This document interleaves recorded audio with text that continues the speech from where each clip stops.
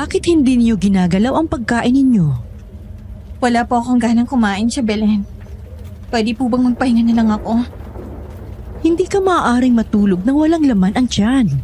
Sa tingin niyo po ba, may gana pa kaming kumain pagkatapos ng mga nangyari? Kalilibing lang namin sa mga magulang namin. Ang hirap pong tanggapin ang nangyari. At walang ibang tumatakbo sa isip namin ngayon kundi ang pagluluksa. Tama si Ate Clarissa. Ayokong kumain.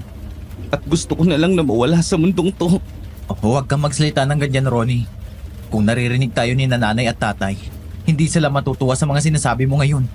Paano nila tayo maririnig? Wala na nga sila, di ba? Pinas lang ng walang pusong alkalde natin. Walang pusong mayor na yon. At pati na ang asawa niya. Pagbabayaran nilang ginawa nila sa mga magulang natin. Bakit hindi na lang natin isiwalat ang sekreto nila? Alam naman nating mga aswang sila, di ba? Pag nalaman ito ng mga tao, wala nang susuporta sa kanila. Hindi ganun kasimpleng sinasabi mo, Ronnie. Bakit naman Ate Cecilia? Dahil hindi tayo paniniwalaan ng mga tao.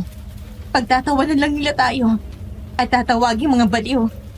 Wala tayong ebidensya na magpapatunay na mga aswang nga sila.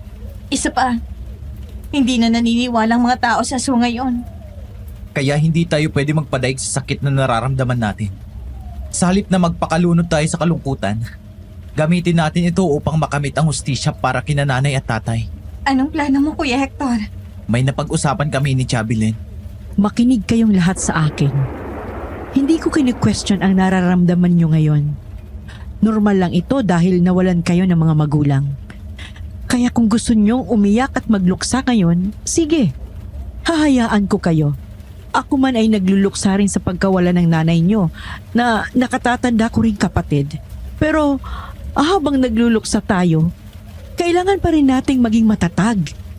Dahil magkasama nating pagbabayarin ang mag-asawang yon sa makasalanan nila. Paano po?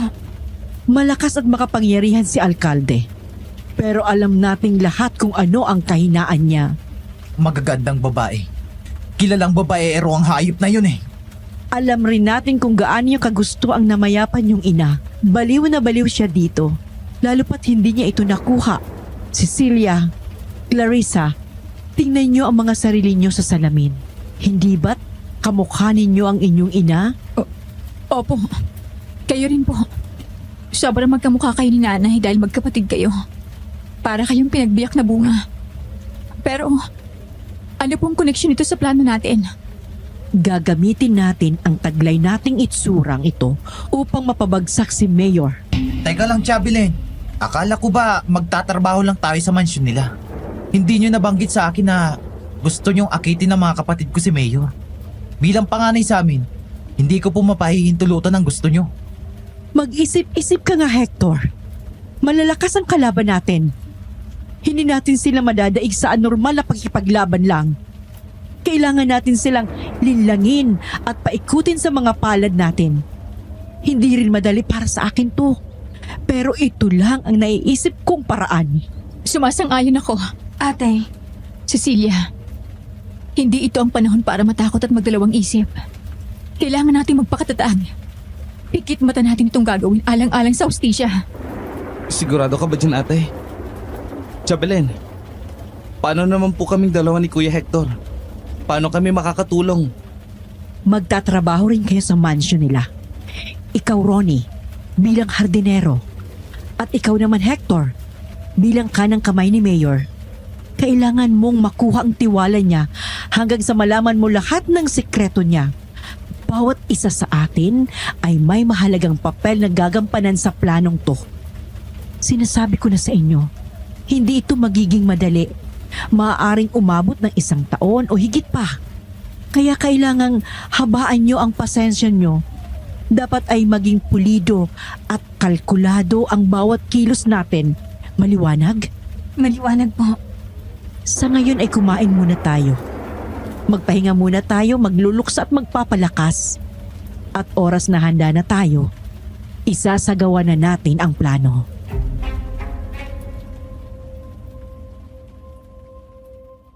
Kailanman ay hindi raw magiging tama ang paghihiganti. Wala raw itong maidudulot na maganda. Pero paano mo ipapaintindi sa mga pusong nawasak nang dahil sa malagim na trahedya. Paano mo pipigilang magiganti ang mga taong gusto lang naman makamit ang hustisya? Magandang araw po sa lahat ng mga listeners ng Aswang Radio. Itong kwentong ibabahagi ko sa inyo ay karanasan ng kaibigan kong tawagin na lang nating Cecilia.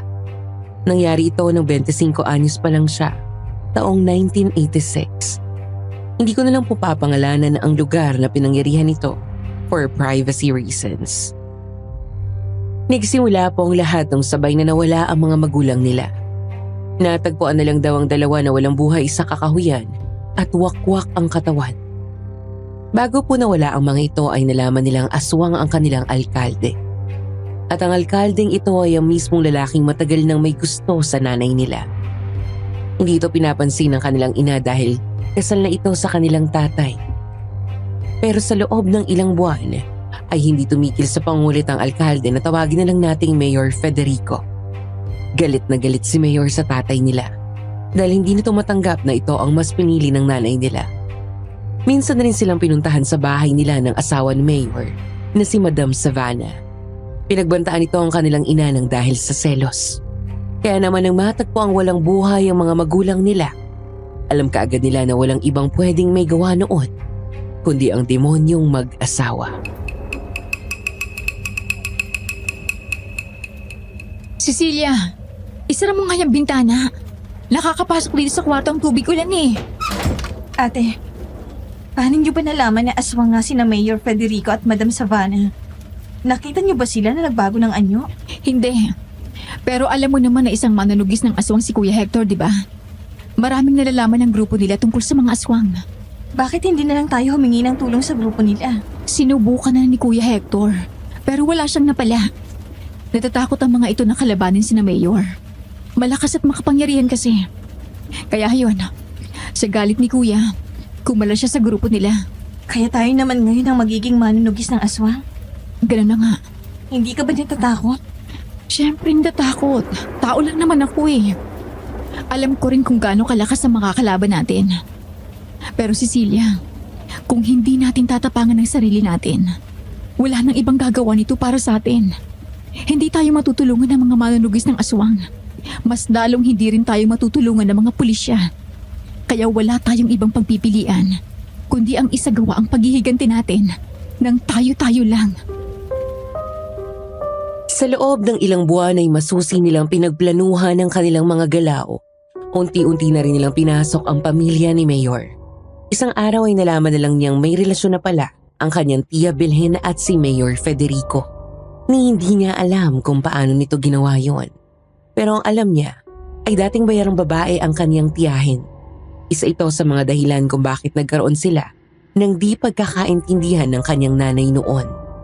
Gusto kasi ng nanay niya na tumigil na ito sa ganoong trabaho. Pero ayaw makinig ng kanyang tiyahin. Hindi naman niya inasahan na magagamit pala ito ng tiyahin niya sa plano nilang paghihiganti. Grabe siya, Belen. Ang dami naman ng dala niyong bags.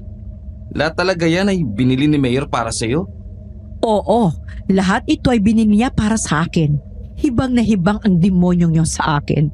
Isipin niyo, 3 buwan pa lang ang relasyon namin pero nagagawa ko na siyang kontrolin. Tunay ngang kahinaan niya mga magagandang babae.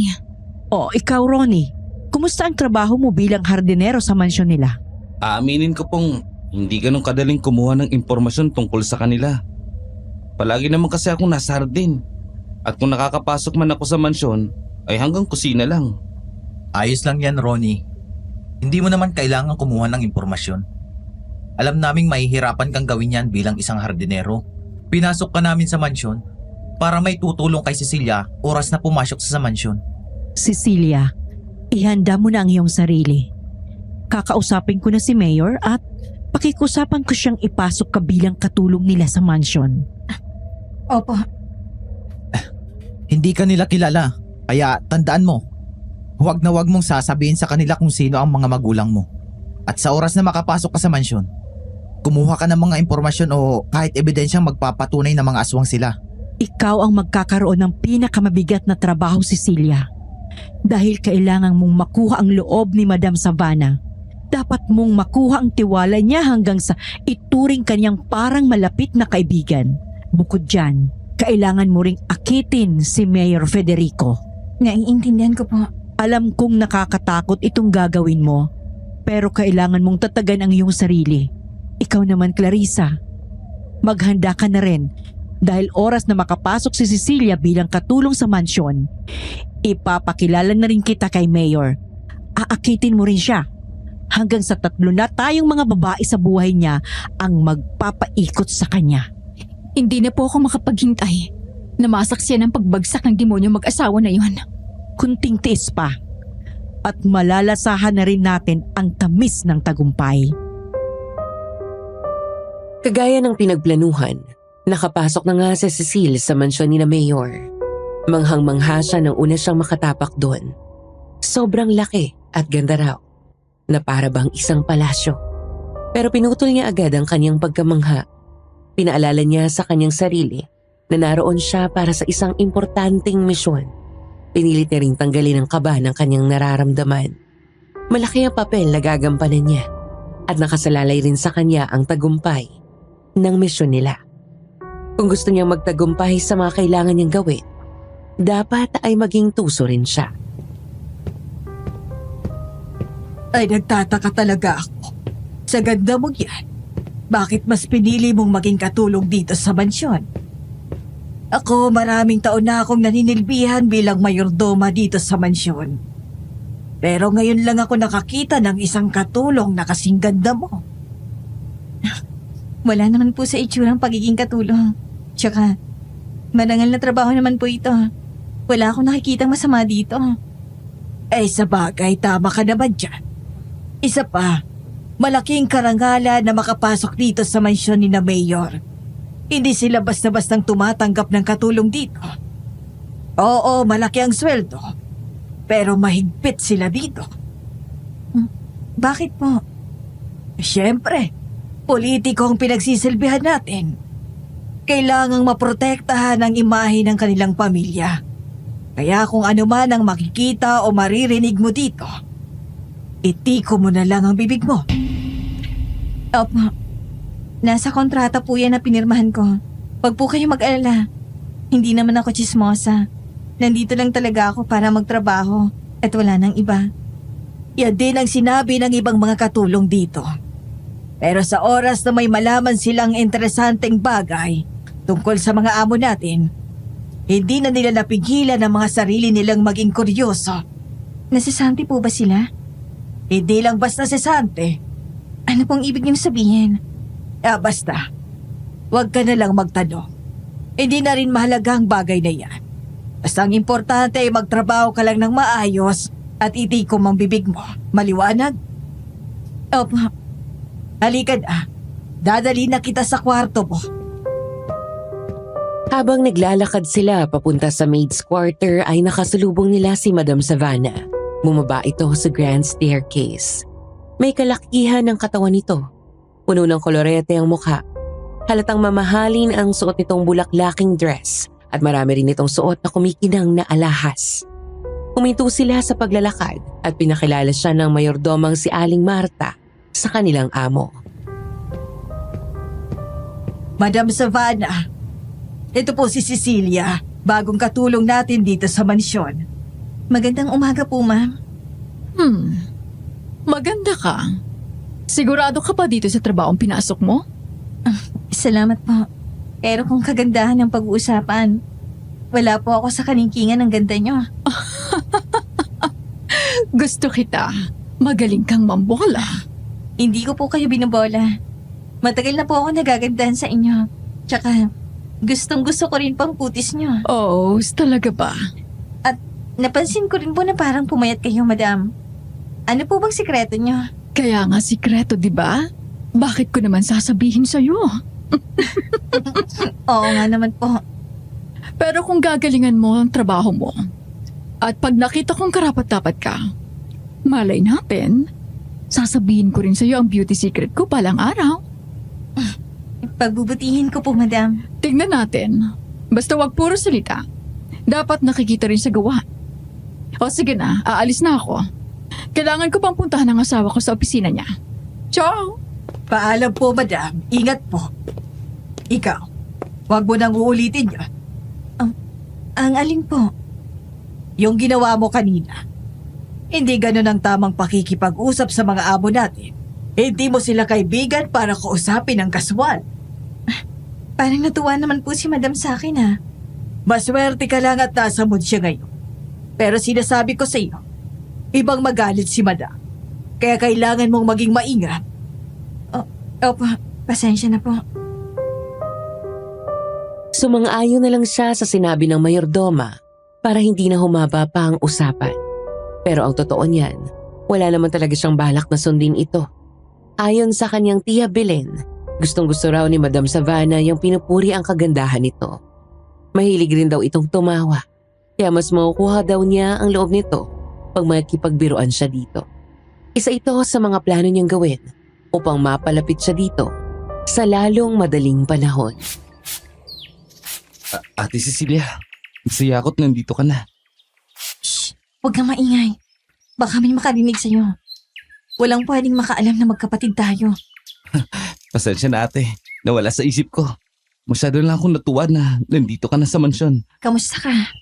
Ito, pagod nang magpakahardinero pero kailangan kong tiisin. Alang-alang sa mga plano natin. May bago ka bang impormasyon nakuha? May narinig akong bulong-bulungan ng mga trabahante sa asyenda kanina. Ano daw sabi nila? Yung isa sa mga driver daw ni na Mayor, natagpuang walang buhay at wakwak ang katawan.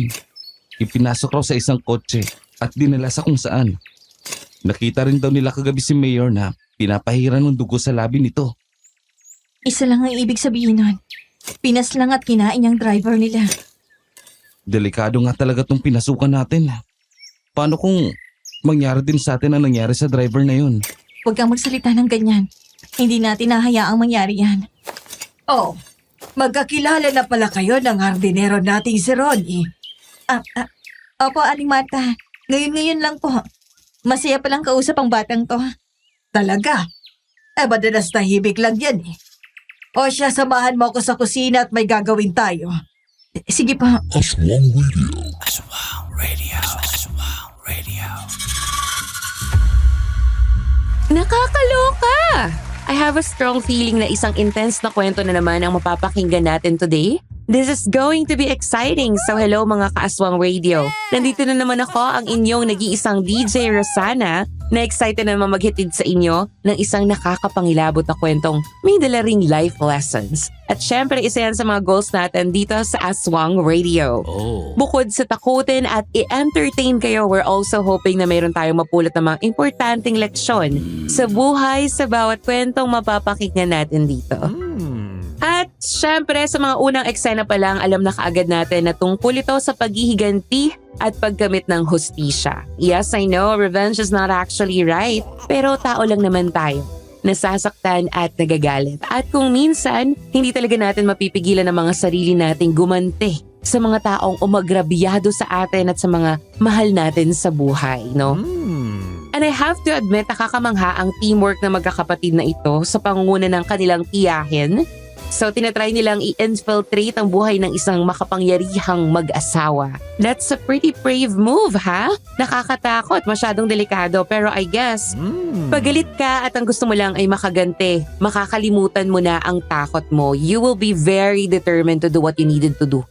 Kayo, anong masasabi niyo sa plano nila? Do you think magtatagumpay sila laban sa mga aswang na pumaslang sa mga magulang nila? Makakamit ba nila ang hustisya o baka sila rin mismo ay magiging biktima ng mga halimaw? Naku! Wag naman sana, no? Ang dami nating problema sa buhay at wag na silang dumagdag pa.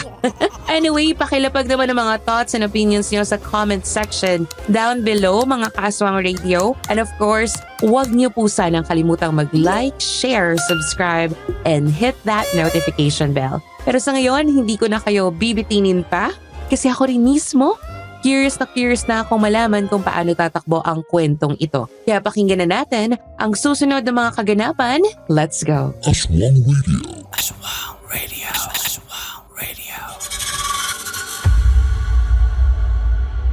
Sigurado ba kayong walang nakasunod sa inyo nang pumunta kayo rito sa simbahan? Sigurado po ako, Tia Belen. Naging maingat po ako. Ikaw, Cecilia. Wala rin sumunod sa akin. Mabuti naman kung ganon. Tabunan niyo ng belo ang mukha niyo. Kailangan nating magdoble ingat. Kailan pa ba ito matatapos? Diring-diring na ako sa sarili ko at sa mga ginagawa ko. Na hindi ko nga magawang harapin ang tributo ng Diyos dahil nahihiya ako sa mga ginagawa ko. Kunting tiis pa, Clarissa. Huwag kang mag-alala, hindi ka nag-iisa. Sa tuwing hinahalikan ko ang demonyong yun, ay gusto kong masuka. Sa bawat pagkakataong inaangkin niyang pagkababae ko, halos isumpa ko ng sarili ko. Kailangan niyo ba talagang gawin to? Pati ikaw, pagdating ng araw ay gagawin mo rin ito kung kinakailangan. Bilang mga kabit ni Mayor, syempre, kailangan nating gawin ang lahat ng gusto niya. Alam kong mahirap pero parte ito ng plano natin. Magdarasal ako ng taimtim ngayon dito sa simbahan. Mangungumpisal ako. Ang laki-laki na ng kasalanan ko. Hindi ako sigurado kung mapapatawad pa ako ng Diyos. Alam kong mali itong ginagawa ko. Pero hindi ko rin ito maaaring itigil. Sa bawat pagkakataon na nakikipagtalik sila kay Mayor at nakakatulog ito pagkatapos, may pinapahid raw silang langis dito nang hindi nito namamalayan. Ang langis raw na ito ay pangontra sa aswang. Unti-unti itong masisiraan ng bait. Kukwestiyonin na nito ang realidad hanggang sa unti-unti na nila itong mapabagsak. Binigyan na rin siya ni Tia Belen ng langis na yon para handa siya sa oras na maakit niya si Mayor Federico. Tuwing linggo ay nakikita sila ng kanyang ate Clarissa at Tia Belen sa simbahan. Umuupo sila sa pinakasulok. Tinatakpan ng belo ang kanilang mga mukha habang pinag-uusapan ang kanilang plano.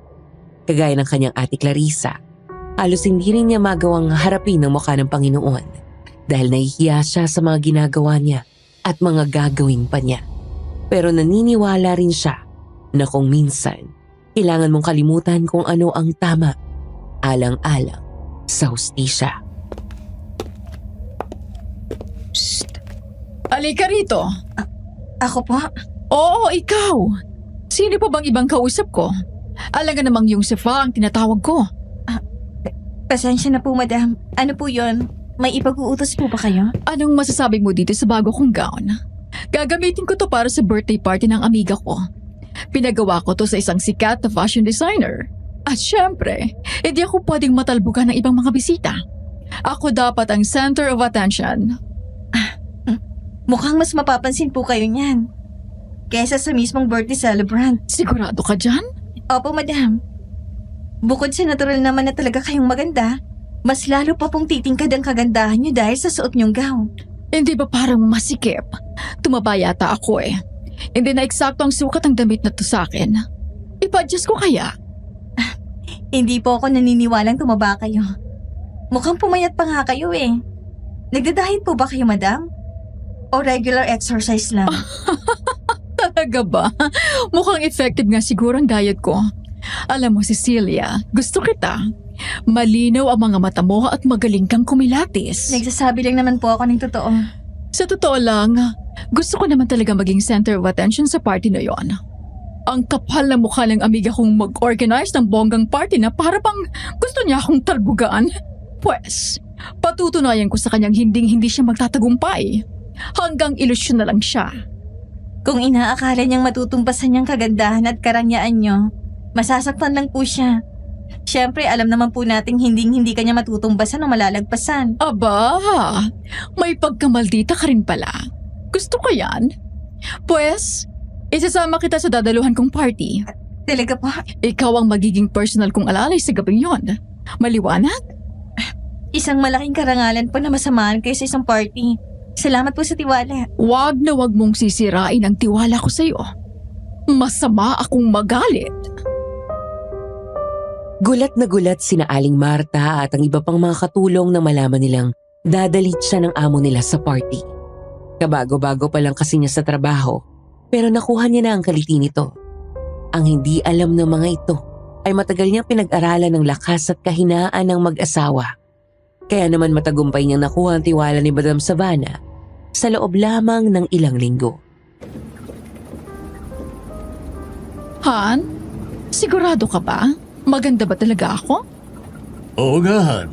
Kanina ka pa paulit-ulit. Gusto ko kasing lumigo ng lahat sa akin. Oras na dumating tayo sa venue. Bakit? Ikaw ba ang birthday celebrant? Hindi, pero mas maganda at mas makapangyarihan ako sa kanya. Magandang-maganda po kayo, madam. Tsak po akong walang makakatalo sa kagandahan nyo. At kay inggitan kayo ng mga babae pagdating nyo sa party. Yan ang gusto ko sa'yo. Honest ka. Dahil dito ay nakuha niya ang atensyon ni Mayor. Napalingon ito sa kanya at kumislap ang mga mata. Lihim naman siyang nagdiwang sa loob-loob niya dahil alam niya na kaagad na nakuha niya ang loob nito. Dahil abala pa rin sa pag-retouch si Madam Savannah ay nagawa niyang palihim ng ngitian si Mayor. Mukhang natuwa naman ito sa ginawa niya at ngumiti rin ito pabalik. Nagtama naman ang paningin nila ng kanyang Hector sa salamin. Kasalukuyan itong nagmamaneho bilang ito na ang pinagkakatiwalaang tauhan ni Mayor. Bahagya itong tumango sa kanya na para bang pinapalakas ang loob niya.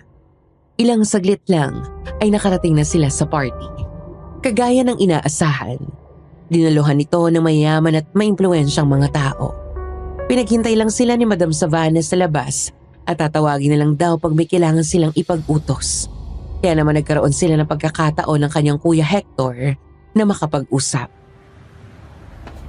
Walang kaalam-alam ang mga tao dito na halimaw pala ang mag-asawang iyon. Sila lang kayang halimaw? Paano kung may iba pang mga aswang sa party na yan? Wala na akong pakialam sa iba. Wala na akong pakialam sa mga ibang aswang dyan. Sina Mayor Federico at Madam Savannah lang talaga ang gusto kong patumbahin. Kamusta ang trabaho mo sa mansyon? Hindi ako nahirapang kunin ang kiliti ni Madam Savannah. Kaunting pambubulat, pakikipagbiroon lang. Nagustuhan niya agad ako. Nakatulong din talaga na pinag-aralan ko ng pagkatao niya. Bago pa lang ako namasukan sa mansyon nila. Oo, alam kong gustong-gusto niyang pinupuri siya. Kahit halata namang niloloko lang siya. Ipagpatuloy mo lang ang ginagawa mo. Kita mo, dinala ka niya ngayon sa party bilang personal assistant niya. Sigurado akong makikilala mo pa siya sa mga darating na araw. At si Mayor Federico, mukhang nakuha mo na ang atensyon niya kanina. Nagsisimula pa lang ako, kuya. Oras na mapaikot natin sila sa mga palad natin. Humanda sila. Ikaw, kumusta ang pagtatrabaho mo kay Mayor? Kuwang-kuha ko ang tiwala niya ngayon. Ako ang tinuturing niyang kanang kamay. May kinuntsaba kasi akong mga taong kunwari may masamang balak sa buhay niya. Isang gabi ay hinarangan nila ang kotse at tinangkang dukutin si Mayor. Kinalaban ko naman sila at nagawang talunin. Kaya bumilib sa akin si Mayor. Mula nun ay pinagkatiwalaan niya na ako. Napakahusay ng ginawa mo, kuya. Aba, mukhang nagkakatuwaan kayong dalawa dyan ah. Mayor, kayo po pala. Di ba ang sabi mo sa akin may nobya kang nasa Maynila? Opo. May pagkapalikero din pala ang aking kanang kamay.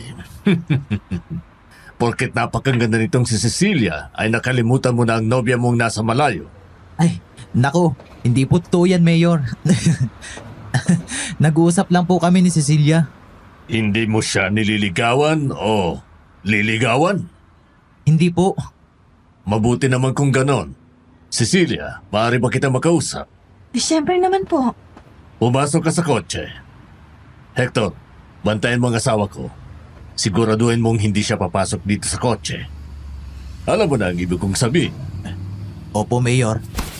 Magaling. Mapagkakatiwalaan ka talagang tauhan. Aminado siyang kinakabahan siya noong mga oras na yon. Pero huminga siya ng malalim at pinaalala sa kanyang sarili na nakasalalay dito ang tagumpay ng mga plano nila. Palihim naman siyang tiningnan ng kuya niya. Tumango ito na para bang sinasabing kaya niya to. Naunang pumasok sa likod ng kotse si Mayor. Tapos ay sumunod naman siya. Pagkasara pa lang niya ng pinto ay kagad na itong sumunggab ng halik sa kanya. Itinago niya ang kanyang pandidiri at bahagya itong tinulak. Oh, bakit? Ayaw mo ba? Hindi naman sa ayoko. Kung ganon, anong problema? Bakit mo ako tinulak? Cecilia, hindi mo ako maloloko. Alam kong inaakit mo ako kanina nang ngitian mo ako. Alam mo bang ikaw lang ang laman ng isip ko nang pumasok kami sa party? Kaya nga umalis talaga ako at pinuntan ka. Oo, inaamin ko na. Gusto kita. Pero Mayor, hindi po ako kagaya ng ibang mga babaeng nahuhumaling sa inyo. Anong ibig mong sabihin? Alam kong marami kang babae bukod sa asawa mo. Hindi ko rin naman sila masisisi. Dahil bukod sa makisig at matipuno ka, makapangyarihan ka rin. Cecilia, ano ba? Pinapabilis mo naman ang tibok ng puso ko. Nagsasabi lang naman ako ng totoo. Pero Mayor, gusto kong malaman mo na hindi ako kagaya nila. Kahit na gusto kita, hindi pa rin ako basta-basta magpapadala sa'yo. Kailangan mo muna akong paghirapan. Sa wikang Ingles, nagpapa-hard to get ka, ganun ba? Isa akong dalagang Pilipina. Kaya kung papatol ako sa isang lalaking may asawa, sisiguraduhin kong karapat dapat ang lalaking ito sa aking atensyon at pag-ibig. Ano ba ang gusto mo? Kayang-kaya kong ibigay ang lahat sa'yo. Marami akong pera. Sabihin mo lang kung ano ang kailangan mo. Kung gusto mo, pwede ka nang tumigil sa pagtatrabaho bilang katulong. Bibili ako ng marangyang bahay para sa'yo at bubuhayin na rin kita. Pag-iisipan ko. Pero sa ngayon, ito munang ibibigay ko sa'yo.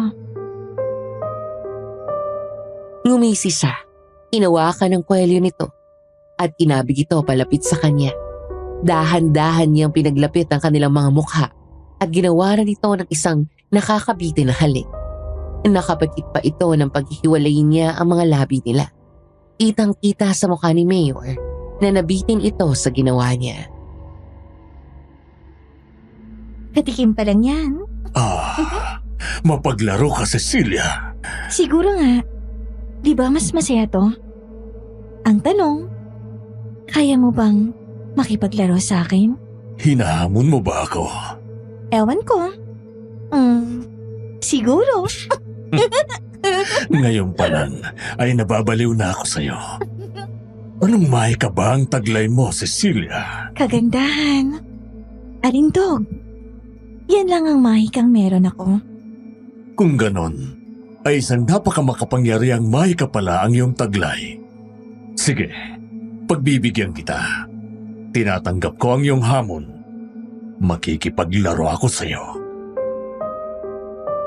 Alam niyang nakikipaglaro siya sa apoy, pero binigyan pa rin niya ito ng isang matamis at mapang-akit na ngiti sa kabila ng kanyang nadaramang kaba. Hindi pwedeng mapansin ng alkalde na natatakot siya. Bumaba naman ito sa kotse at muling bumalik sa party. Kaagad naman siyang pinuntahan ng Kuya Hector niya nang mapansin ang panginginig ng katawan niya. Pasensya ka na, Cecilia, kung nahihirapan ka sa ginagawa mo. Kung babae lang ako, hindi ako magdadalawang isip na akuin ang responsibilidad na ito sa'yo. Hindi na kailangan kuya, kaya ko to. Kakayanin ko. Ginalo ka ba niya? Hindi. Pinaniwala ko siya na nagpapakipot lang ako sa kanya. Kahit anong mangyari, hindi ko siya hayaang makuha ang pagkababae ko. Makikipaglaro ako sa kanya. At sisiguraduhin kung ako ang mananalo. Mabuti kung ganun. Basta't patatagin mo lang ang loob mo. Pagkalipas ng 3 oras ay lumabas na sina Mayor Federico at Madam Savannah. Kita sa mukha ng dalawa na nag-enjoy sila at mukhang pareho pang ang nakainom. Ang akala nila ay uuwi na sila, pero ang sabi ni Mayor, may pupuntahan pa raw sila. Pinag-drive lang nila ang Kuya Hector niya at si Mayor naman ang nagturo ng direksyon kung saan sila pupunta. Saan pa po ba tayo pupunta? Basta, malalaman mo rin mamaya. Dahil itong sektor na ang kanang kamay ko at ikaw naman ang pinakapaboritong katulong ng asawa ko, dapat lang na malaman niyo ang sekreto namin. Nang sa gayon ay mas magkasundo tayo at mas mapagsilbihan niyo kami ng maayos. Tama ang sinabi ng asawa ko. Ito ang magiging patunay na kayo ang mga bago naming pinagkakatiwalaan. Hindi lahat ng mga empleyado namin ay hinahayaan naming makita ang parting ito ng buhay namin. Pagkalipas ng halos 20 minuto ay napansin niyang pumasok na sila sa isang compound. May isang malaking gate doon at napakalaking bakod, kaya hindi ito makikita mula sa labas. Malawak ang nasabing property. Napapaligiran ito ng malalaking puno at nasa pinakagitna naman ang isang bodega. Sinalubong naman sila ng mga kalalakihang may matitipunong pangangatawan. Binuksan ng mga ito ang pinto ng bodega at pinapasok sila. Unang sumalubong sa kanila ang 3 mga lalaking Nakagapos at nakatip ang mga bibig. Nagkatingin na naman sila Kuya Hector niya dahil parang alam na nila kung ano ang mangyayari. Huwag kayong mag-alala. Hindi namin to ginagawa sa kung sino-sino lang. Baka naman sabihin niyong masasama kaming tao. Ang tatlong lalaking ito ay pinaghahanap na ng mga pulis dahil sa kanya-kanyang krimeng ginawa nila. Ang hindi alam ng mga pulis, naunahan na namin sila. Pero pareho lang naman kami ng gustong mangyari. Ang panagutin ang mga masasamang tao sa mga kasalanang nagawa nila. At syempre, tanggalin na rin sila sa lipunan natin. Kasi ano namang silbi nila dito, di ba? Gulo lang ang hatid nila sa mundong ito. Pero syempre, bago natin sila tatanggalin sa mundong to, papakinabangan muna namin sila. Magpapakabusog muna kami. Magpapakabusog? Ano bang ibig niyong sabihin? Ngayong gabi ay masusubukan namin ang katapatan yung dalawa sa amin. Sabay na tumalim ang mga mata nilang mag-asawa. Napansin din niya ang paghaba ng mga kuko nila. Pumukas din ang bibig nila at lumabas mula roon ang nakakapangilabot nilang mga pangil. Hindi sila nag-aksaya ng panahon at kaagad na sinunggaban ng tatlong lalaking bihag. Napahawak siya sa kanyang Kuya Hector nang masaksihan kung paano kinain ng mag-asawa ang mga ito sa harap nila. Binuksan nila ang tiyan ng kanilang mga biktima at mabilis na kinain ang lamang loob ng mga ito.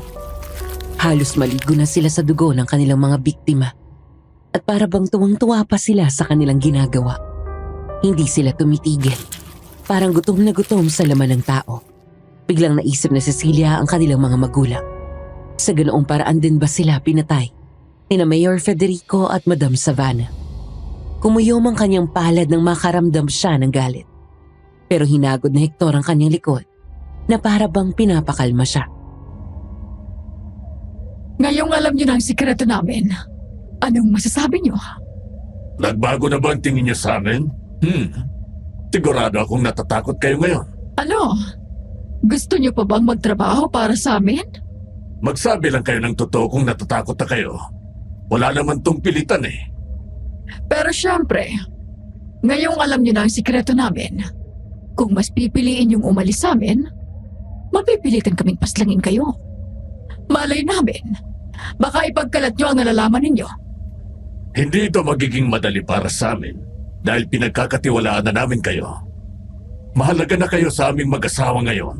Hindi po kami aalis at hindi rin kami natatakot sa inyo. Tama po si Hector. Hindi ibig sabihin na porket mga aswang kayo, matatakot na rin kami sa inyo. Nagtitiwala ako sa inyong mag-asawa. Alam kong hindi niyo kami sasaktan. Basta't mananatili lang kaming tapat sa inyo. Mukhang hindi kami nagkamali ng pinagkatiwalaan ngayon. Pinahangan niyo kami, Hector at Cecilia. Sa gabing yon ay tuluyan na nga nilang nakuha ang tiwala ng mag-asawa. Pagkatapos nilang maglinis ng katawan at magpalit ng damit ay umuwi na sila sa mansyon. Halatang napagod ang dalawa dahil pagkarating pa lang nila ay mabilis nang umakyat sa kwarto nila ang mga ito. Naiwan naman sila ng Kuya Hector niya sa may garahe. Kumalma ka. Kitang-kita ko pa rin ang galit sa mukha mo. Mga hayop sila. Sigurado kung sa ganung paraan nila pinaslang si nanay at tatay. Kontrolin mo yung emosyon mo. Huminga ka nga ng malalim. Baka may makakita sa'yo. Pasensya na. Hindi lang talaga ako makapaghintay na makita silang nagdurusa. Mukhang nagkakasundo kayong dalawa. Sa bagay, pareho kayong malapit sa mga amo natin ngayon. Kaya tama lang na maging malapit kayo sa isa't isa. Isang mabuting kaibigan po ang turing ko kay Cecilia. Alam nyo na ang sekreto nilang mag-asawa. Kaya umaasa akong alam nyo na rin kung anong kailangang gawin. Itikom nyo ang bibig nyo.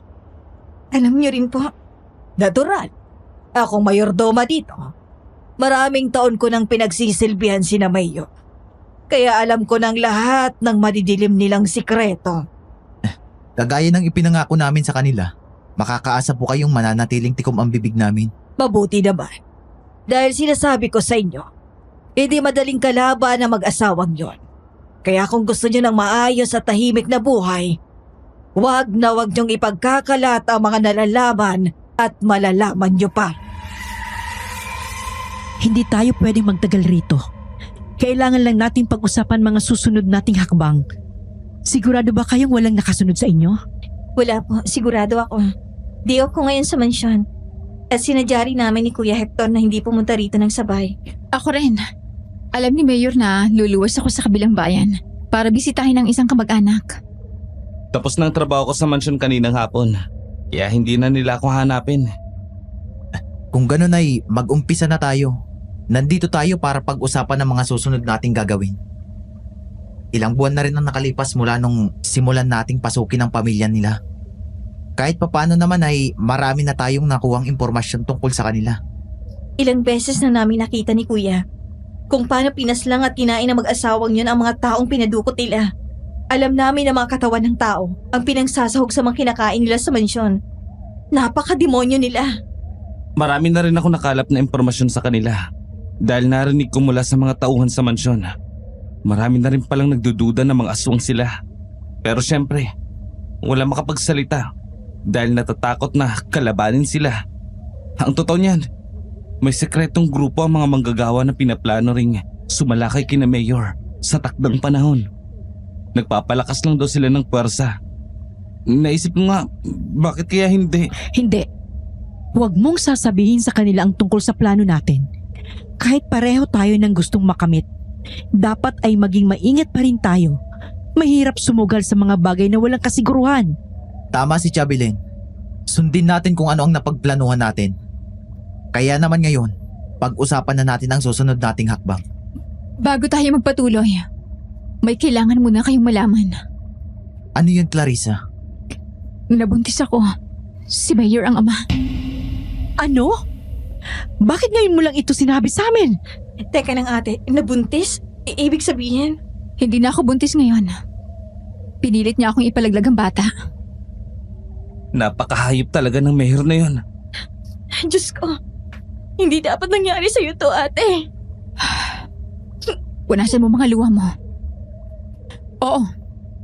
Sobrang sakit na nangyari sa akin. Hanggang ngayon, hindi ko pa rin tumatanggap. Pero hindi itong panahon para maging mahina. Alam ko naman kung anong pinasuhan ko eh. At alam ko rin na posible itong mangyari. Pero May tamang panahon para pagluksaan kung nangyari sa akin. Pero hindi pa ito ngayon. Bakas sa mukha ni Clarissa ang pinaghalong galit at sakit. Isinalaysay nito sa kanila ang buong pangyayari. Hindi raw natuwa si Mayor nang malaman ng tungkol sa pagbubuntis niya. Masisira kasi ang mga plano nito sa oras na may makaalam na may anak siya sa labas. Kaya naman dinala nito si Clarissa sa isang matandang hilot upang ipalaglag ang bata. Nung una ay nagdadalawang isip si Clarissa, pero sa huli ay napagtanto niyang hindi niya kayang dalhin ang batang yun. Maliman at makasalanan, pero yun ang totoo. Kaya sa huli ay pumayag na siya sa gusto nito. Ang hindi niya lang inaasahan ay nung ininom nito sa harap niya ang dugo ng sanggol na sarili rin nitong anak. Dahil sa kanilang mga nalaman ay mas umigting ang galit nila dito. Lalo na si Cecilia na pinilit pakalmahin ang kanyang sarili. Dahil kung hindi ay baka magpadalos-dalos na lang siya at papaslangin na ang mag-asawa ng hindi nag-iisip. Pero napagkasundoan nila na ito na rin ang tamang pagkakataon upang paigtingin nila ang bawat kilos. Pagka-uwi ni Cecilia sa mansyon ay dumiretso siya sa kanyang kwarto. Minuksan niya ang kanyang bag at nakita doon ang dala niyang mga panlaban sa aswang. Benditadong patalim, buntot ng pagi at isang maliit na bote ng langis. Nagdasal siya ng taimtim at humingi ng tulong sa Panginoon. Ipinangako rin niya sa kanyang sarili na igaganti niya ang ate Clarissa niya. Madam, ang aga niyo pong naglalasing. May okasyon po ba? O di kaya may pinagdadaanan po ba kayo? Napaka-chismosa mo talaga, ano? Pasensya na po. Hindi ko intensyong manghimasok. Hindi na po mauulit. Maswerte ka't paborito kita. Kaya palalampasin ko ang pagkachismosa mo. Pero sige, pagbibigyan kita. Sasagutin ko ang tanong mo. Walang okasyon gayon. Umiinom ako ngayong umaga dahil may pinagdadaanan ako. May maitutulong po ba ako sa inyo?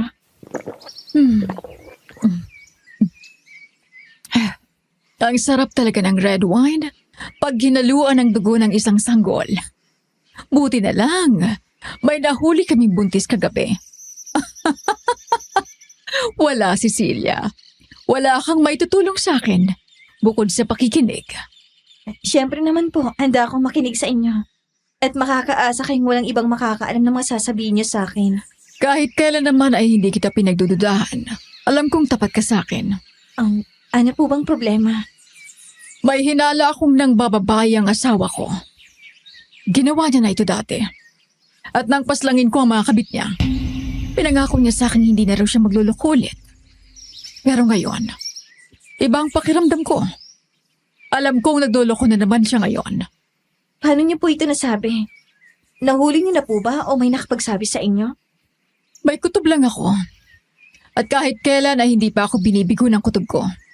Malakas rin ang pakiramdam ko na hindi lang isa ang kabit niya. Marami sila. Sana po'y mali ang hinala niyo. Sana nga. Dahil sa oras na malaman ko kung sino ang mga babae niya, papaslangin ko sila sa harap niya mismo. At sa pilitan kong ipapakain sa kanya ang lamang loob ng mga babae niya. Napakaswerte po ni Mayor sa inyo. Kaya dapat ay hindi niya kayo niloloko. Samahan mo akong magdasal mamayang gabi. Hihingi ako ng gabay sa aming Panginoon upang maliwanagan ang isip ko. Sige po. Buong araw siyang nakaramdam ng pag-aalala dahil sa sinabi nito sa kanya. Paano kung malaman nito na silang tatlo ng kanyang ate Clarissa at tiya Belinda pala ang kabit ni Mayor? Sa panahong yun ay tuluyan na nga siyang naging kabit ni Mayor Federico. Walang nangyayari sa kanila pero binibigyan na siya nito ng kung ano-ano pa para makuha ang loob niya. Palihim rin silang nagngingitian sa loob ng mansyon at sa totoo lang ay maraming beses na siyang ninakawan ng halik nito. Diring-diri siya sa kanyang sarili pero kailangan niyang paniwalain ito na gusto niya ang nangyayari. Kinagabihan, bandang 11:00 ng gabi, ay dinala siya ni Madam Savannah sa isang sikretong silid na nasa 3 palapag ng mansyon. Para kang nasa isang pelikula pagkarating mo doon. Hindi mo kasi mapapansin ang silid na ito dahil kailangan mong itulak ang isang luma at malaking bookshelf para makita mo ang pintuan nito. Pagkapasok nila roon ay sinlubong sila ng napakaraming kandila. Nasa pinakaharap naman ang isang malaking ribulto ng demonyo. Tumaas ang balahibo niya nang mapagmasdan ang nakakapangilabot nitong muka at mahahabang sungay. Alam ko bago sa iyo ang lahat ng ito. Pero huwag ka matakot dahil mabuti ang aming Panginoon. Sumasamba po kayo sa demonyo? Natural! May aswang ba na sumasamba sa Diyos ninyo? Hindi ko po alam. Wala po kasi akong kilalang ibang aswang bukod sa inyo. Hindi masama ang demonyo. Ang totoo niyan, kailangan rin siya ng inyong Diyos upang panatilihin ang balanse sa mundong to. Huwag kang mag-alala. Hindi ka niya sasaktan. At hindi rin kita sasaktan. Salamat po. Pagmasdan mo lang ako habang nagdarasal. Kung gusto mo, maaari mo rin akong sabayan sa iyong sariling paraan. Laking gulat niya nang bigla nitong tanggalin ang suot na damit. Lumuhod ito ng hubot-hubad. Binuksan ang mga bisig, ipinikit ang mga mata, at nagsimulang magdasal. Hindi niya maintindihan ang mga katagang lumalabas sa bibig nito dahil wikang Latin ang ginamit nito sa pagdarasal. Pero mariin ang pagkabigkas nito sa bawat kataga. Parang may kaakibat na malakas na kapangyarihan at sapat na upang makaramdam siya ng takot. Hindi niya nagawang umupo ng dahil sa takot. Nakatayo lang siya sa isang sulok ng silid habang pinagmamasdan ang nangyari. Aling Marta? Shh! Shh! Huwag kang maingay. Nagdarasal si Madam. Ano po yung dali niyo? Alay. Po? Basta, huwag nang maraming tanong.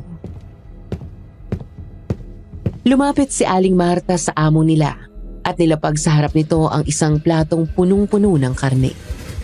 Unang tingin pa lang ay alam na kaagad niya na karne ito ng tao. Pagkatapos ay may kinuha itong maliit na bote mula sa bulsa nito. Binuhusan nito ng langis ang hubad na katawan ni Madam Savannah at dahang-dahang pinahid iyon sa tiyan, braso at binti ng kanilang amo. Hindi nagtagal ay nag-umpisa itong umungol hanggang sa nag-iba na ito ng tono. Unti-unting nagbago ang itsura nito. Humaba ang mga kuko, tumalim ang mga mata, at tumubo ang pangil. Di nagtagal ay mabilis nitong sinunggaban ang karne ng tao na nasa harap nito. Huwag kang matakot. Kilala pa rin tayo ni Madam. Hindi niya tayo sasaktan. Sigurado po kayo? Parte lang ito ng kanyang pagdarasal. Hindi lang natin nakikita ito ngayon. Pero kasalukuyan siyang sinasaluhan ng kanyang Panginoon sa pagkain. Ibig sabihin, narito ang demonyo? Ganun na nga. Ginagawa niya ito tuwing may malaki siyang pangangailangan. At alam mo naman siguro ang tungkol sa hinala niya. Opo, may hinala siyang nangangaliwa si Mayor. Oo. Kaya umaasa siyang tutulungan siya ng Panginoon nila upang malaman kung sino ang mga kabit ng asawa niya.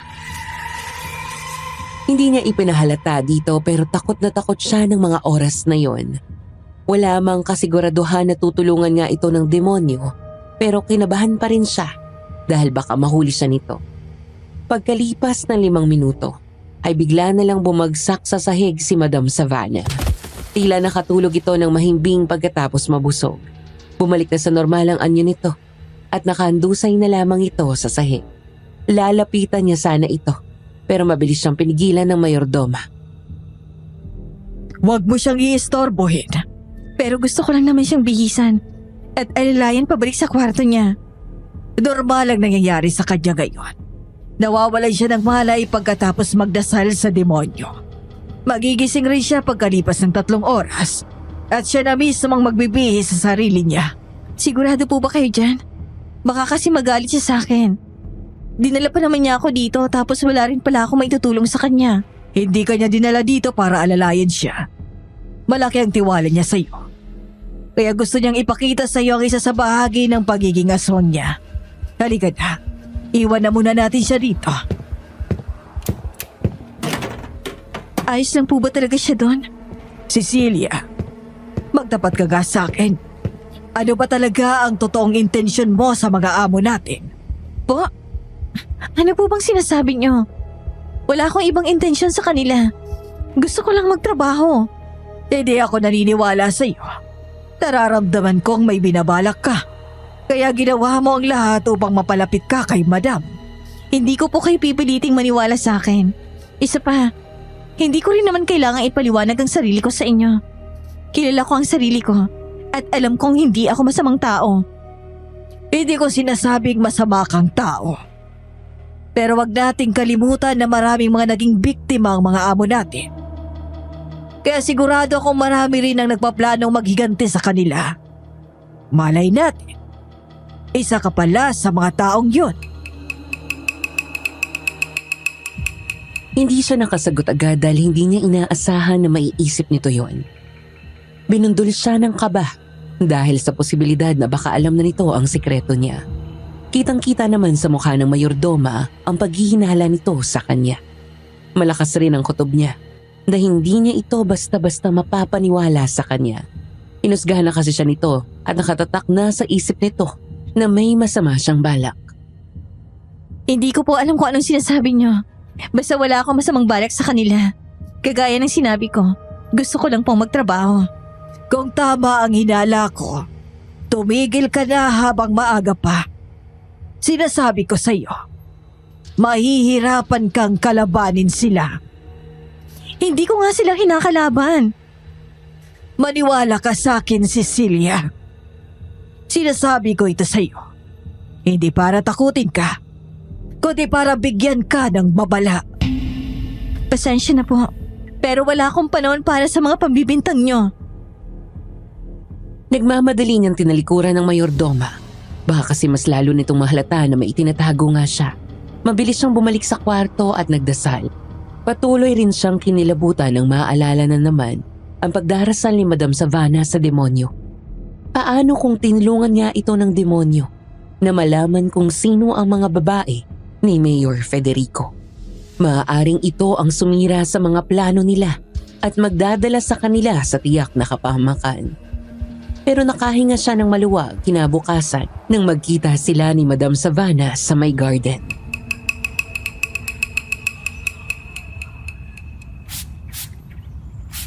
Kumusta pong pakiramdam niyo, madam? Maayos naman ang pakiramdam ko. Ikaw, kumusta ka? Sana hindi ka masyadong natakot kagabi. Medyo natakot po ako. Nanibago lang po siguro ako sa mga nakita ko. Naiintindihan ko naman. Alam kong hindi pangkaraniwan sa'yo yon. Pero sinadya ko talagang isama ka para mas makilala mo pa ako. Kumusta po yung pagdarasal niyo? Hindi ko nakuha ang sagot ko. Ang akala ko'y malalaman ko na kung sino ang mga babae ng asawa ko. Pero walang binigay na sagot ang Panginoon sa akin. Bakit po? Hindi ko alam. Pero alam kong may dahilan ng Panginoon sa lahat ng to. Kailangan ko lang magtiwala sa Kanya. Tama po kayo. Alam mo, naisip ko, bakit ko ba kailangan problemahin ang pagtataksil ng asawa ko? Pwede naman akong magpakasaya rin. Hindi niya ipinahalata dito na nakahinga siya ng maluwag dahil hindi pa nito alam ang tungkol sa sekreto niya. Pero bigla naman siyang binundol ng kaba nang mapansin niyang nakatingin ito kay Ronnie, na kasalukuyang nagdidilig ng mga halaman noon sa hardin. Matagal ko lang napapansin ang hardinerong yan. May itsura. Pero masyado pa po siyang bata. Wala naman yan sa edad, Cecilia. Kung kaya ng asawa ko makipagrelasyon sa mga mas bata sa kanya, kaya ko rin. Makikipagrelasyon po kayo sa hardinero niya? Ewan ko. Pag-iisipan ko pa. Alalang-alala siya noong oras na yon. Bunsong kapatid nila si Ronnie, kaya pinoprotektahan talaga nila ito sa abot ng kanilang makakaya.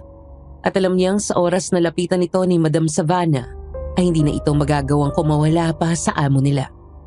Akala niya nagbibiro lang ito, pero nagulat siya nang sabihin ni Ronnie sa kanya na nalapitan niya talaga ito ni Madam Savannah. Hindi ka makikipaglapit sa kanya. Ang mas mabuti pa'y umalis ka na dito sa mansyon. Pero ate, Alam mo, isang malaking pagkakamali na pinapasok ka pa namin dito sa mansyon. Mali ito. ate, hindi mo ba naisip na isang malaking pagkakataon to? Pag napalapit ako kay Madam Savannah, mas makakatulong ako sa misyon natin. Hindi parte ng plano natin ang pakikipagrelasyon mo sa kanya. Hindi rin naman kasi natin inasahan na magkaka-interes siya sa akin, di ba? Mali pa rin. Hindi ako papayag dito. Ang laki na mga ginawa yung sakripisyo. Ito na ang pagkakataon ko para makatulong naman. Hindi ko pwedeng palagpasin to. Sinubukan niya itong pigilan, pero ayaw na talaga magbago ng isip nito. Kilala niya ang bunso nilang kapatid at alam niya kung gaano katigas ang ulo nito. Kaya naman mabilis niyang pinuntahan ng Kuya Hector niya sa garahe para sabihin dito ang sitwasyon. Pero hindi niya ito naabutan doon dahil may lakad ito kasama si Mayor. Buong araw tuloy siyang hindi mapakali. Mabuti na lang at bandang tanghalian ay dumating na ito at nagawa niya na itong kausapin. Ano? Nababaliw na ba siya? Kuya, nag-aalala ako para sa kanya. Kailangan natin siyang pigilan. Ayaw niyang makinig sa akin pero umaasa ako na mas makikinig siya sa'yo. Kakausapin ko siya. Hindi pwedeng ang gusto niya ang mangyari. Paalisin na natin siya dito sa mansyon. Hindi na natin siya isasama sa misyon natin. Dahil hanggat nandito siya, alam kong hindi rin siya titigilan ni Madam Savannah. Napansin na siya nito eh. Halika, puntahan natin siya. Hindi sila nagpahalata sa mga tao na nagpapanik sila ng mga oras na yon. Pero mabilis nilang hinanap ang kanilang bunsong kapatid para pigilan ito sa gusto nitong gawin. Hindi nila ito nakita kaya mas lalo lang silang kinabahan. Hanggang sa naisip na nilang magtanong sa mga manggagawa ng mansyon at halos gumuho ang mundo nila sa sinabi ng isa sa mga ito. Nakita raw nila itong umalis kasama si Madam Savannah. Magkahawak pa raw ang kamay ng dalawa sa isa't isa at sobrang sweet. Mabilis nga raw kumalat ang chismis na may namumuong relasyon sa kanilang dalawa. Nagkatinginan silang magkapatid at napagtanto na mukhang huli na ang lahat para sa kanila. Aswang Radio. Aswang Radio. Aswang Radio.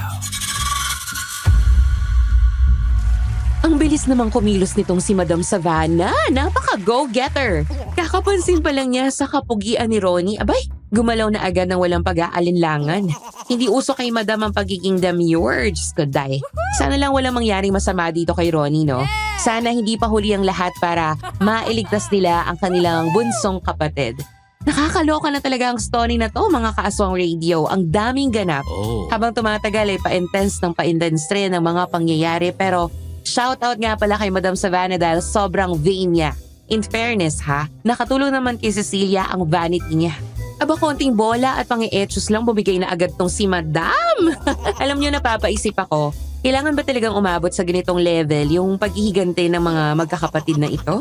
Imagine nabuntis si Clarissa at napilitang magpalaglag ng dahil lang sa mga plano nila. Hindi mo talaga may iwasang itanong kung worth it ba to? I mean, gets ko naman na mga anak silang nawala ng mga magulang sa isang napakasaklap na paraan. Natural lang naman na maghanap sila ng hustisya. Kahit naman siguro ako ang nasa sitwasyon nila, ipaglalaban ko talaga yung justice. Pero hindi kaya sumobra na sila? O baka may iba pa namang paraan? Kasi sure akong hindi rin matutuwa ang mga magulang nila kung makikita ng mga ito ang nangyayari sa kanilang magkakapatid.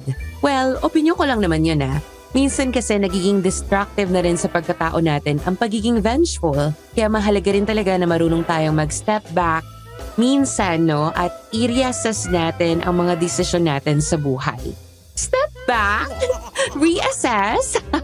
Charot lang. Anyway, anong masasabi nyo sa takbo ng kwento nilang magkapatid? Again, i-comment nyo ang mga opinion nyo sa comment section. At bago natin ituloy ang kwento, mga kaaswang radio, may konting favor lang po kami sa inyo. At sana po itulungan niyo po kaming i-report ang ibang mga channels na nagnakaw ng mga contents natin. May mga kumukuha po kasi ng mga stories natin na nire-upload at inaangke na para bang sila ang may gawa nito. Kapal yan. Nako, charot. Anyway, but please take note po na ang mga legit channels lang namin ay ang mga sumusunod. Kwentong Takip Silim, Sityo Bangungot, Sityo Pangil, Aswang Diaries, Aswang Confessions, at Aswang Radio. Kaya kung may mahuhuli po kayo mga kwentong ninakaw mula sa mga nabanggit kong channels, pakireport naman po at nang matigil na ang kanilang masasamang gawi. Thank you po in advance mga kaaswang radio. So now, what are we waiting for? Tara, let's na. Ituloy na natin ang kwento. Aswang Radio. Aswang Radio. Aswang Radio. Sasamahan sana niya ang kanyang Kuya Hector sa paghahanap kay Ronnie. Pero bigla naman silang nilapitan ni Mayor Federico. Sobrang laki ng ngisi nito na para bang may masamang binabalak. Pinilit naman nilang ngumiti para hindi ito makahalata na nag-aalala sila. Cecilia, alam mo na siguro na wala ang asawa ko ngayon, di ba? Umalis raw po si Madam. Saan po ba siya nagpunta? Nasa rest house lang namin sa kabilang bayan. Paminsan-minsan kasi ay gusto niyang mag-relax sa beach. Kaya po pala. Siguro matagal-tagal siyang mawawala. Mga 1 linggo siguro. Gusto raw niyang magpahinga muna at mag-relax doon. Naisip ko naman na baka mas mabuti na rin yon. Para naman magkaroon na rin tayo ng oras para sa isa't isa. Ano? Magdi-dinner tayo mamayang gabi. Gusto ko maganda ka. Kailangang mas maganda ka dahil espesyal ang gabing ito sa atin. Ikaw naman, Hector. Mag-day off ka muna ngayon. Sigurado po ba kayo, Mayor? Oo. Wala naman akong lalakarin ngayon. Dito lang ako sa mansyon.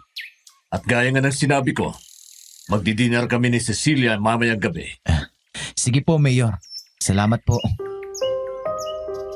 Bago pa siya makapagsalitang muli ay tinalikuran na sila ni Mayor Federico. Pero nginitian muna siya nito at inindatan bago muling pumasok sa mansyon. Nagkatinginan naman sila ni Hector at parehong nag-aalala. Pareho kasi nilang alam na hindi lang simpleng dinner ang magaganap mamayang gabi. Ako na ang bahala maghanap kay Ronnie. Alam ko kung saan ang rest house na sinasabi ni Mayor. Sige, ako na munang bahala dito. Mag-iingat ka. Hindi maganda ang pakiramdam ko dito. Ako rin. Parang may masama siyang binabalak. Ihanda mo ang sandata mo. Alam mo na rin naman kung paano ipaglaban ang sarili mo. Kaya may tiwala akong kakayanin mo to. Hindi matanggal sa isip niya ang kanilang bunsong kapatid. Sa totoo lang ay gustong-gusto niyang sumama sa paghahanap dito. Pero alam niyang kung aalis siya ng mansyon, ay magtataka si Mayor at pasusundan siya nito. At hindi pwedeng mangyari yon dahil tiyak na masisira ang mga plano nila. Malayo na ang inabot nila at hindi siya makakapayag na mabulilyaso sila. Bandang 7:00 ng gabi ay nagsuot na siya ng isang kulay puting bestida. Naglagay rin siya ng konting makeup sa kanyang muka at hinayaang nakalugay ang kanyang buhok. Sa unang tingin ay mukha siyang inosente at mahinhing dalaga.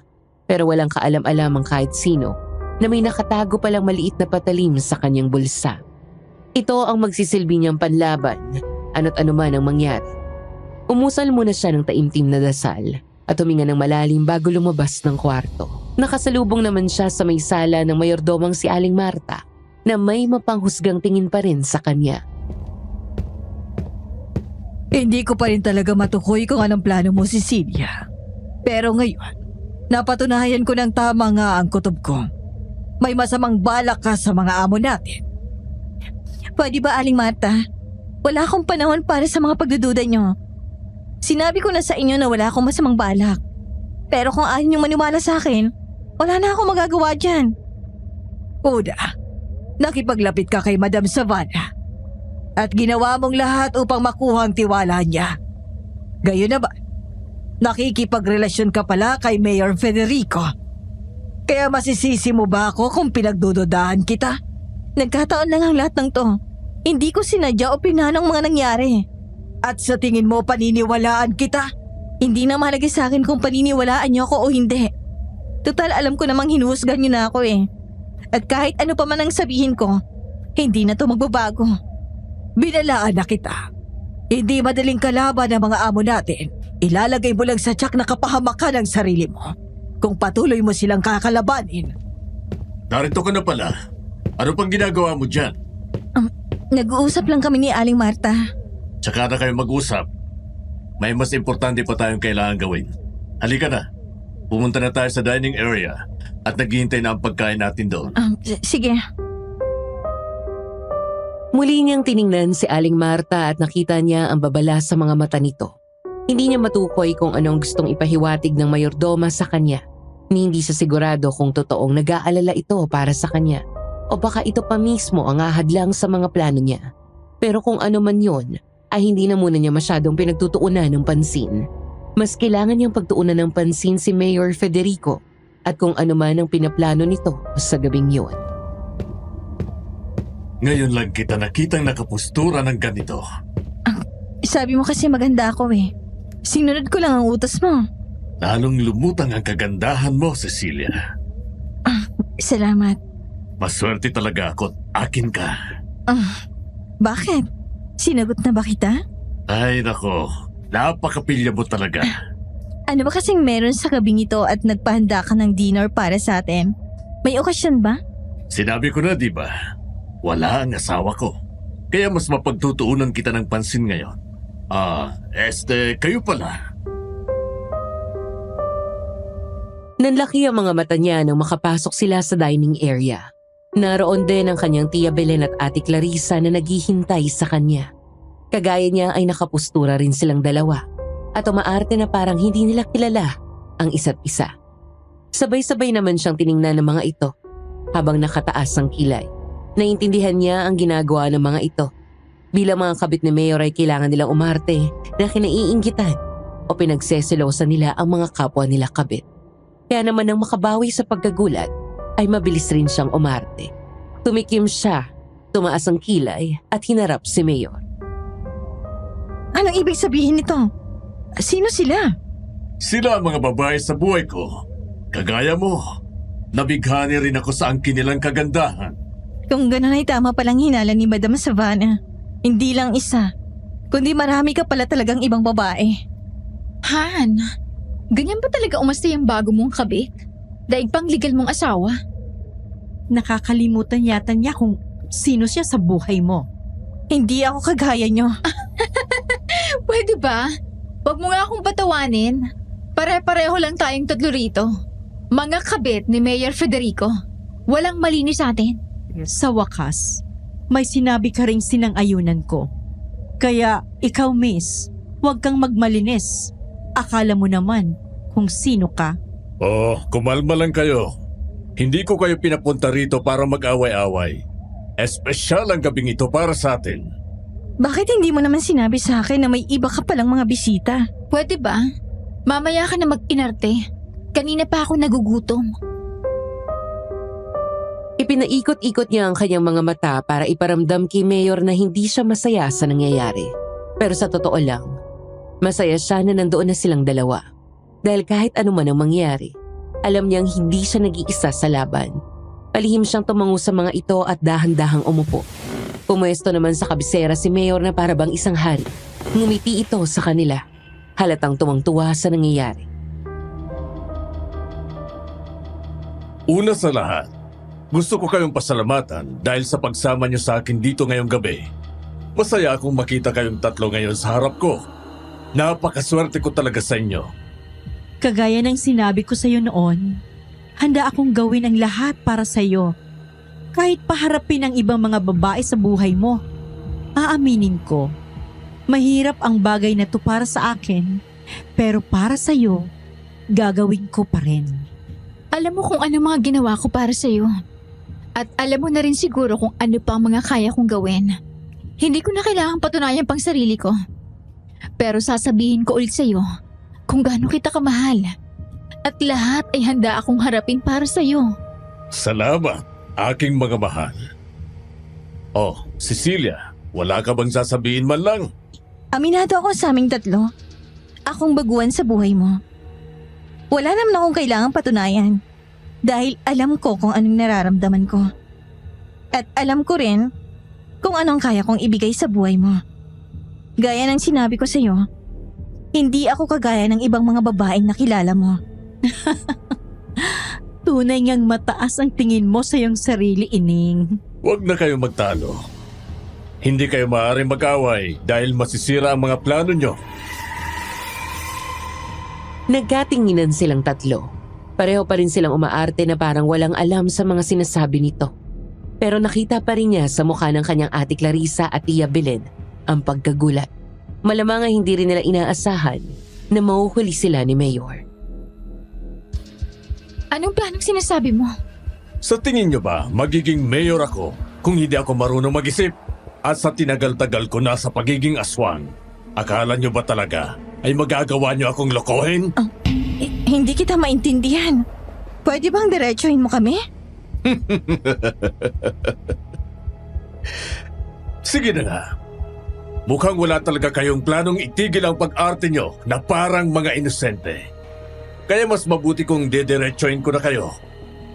Tama ang nasa isip nyo. Alam ko na ang tungkol sa plano nyo. Ano bang sinasabi mo? Wala kaming plano sa'yo. Hindi kami magkakilala. Ngayon lang kami nagkita. Kung ang planong sinasabi mo ay ang pasayahin ka at iparamdam sa iyo kung gaano ka namin kamahal, oo, iyan nga ang plano namin sa iyo. Ha? Hindi ako nakikipagbiroan sa inyo! Bakit mo ba kami pinagbibintangan? Hindi ko nga ginusto makaharap ang dalawang to. Ginagawa ko lang to dahil gusto mo. Tapos pagbibintangan mo pa ako ngayon? Talagang paninindigan nyo ang kasinungalingan nyo.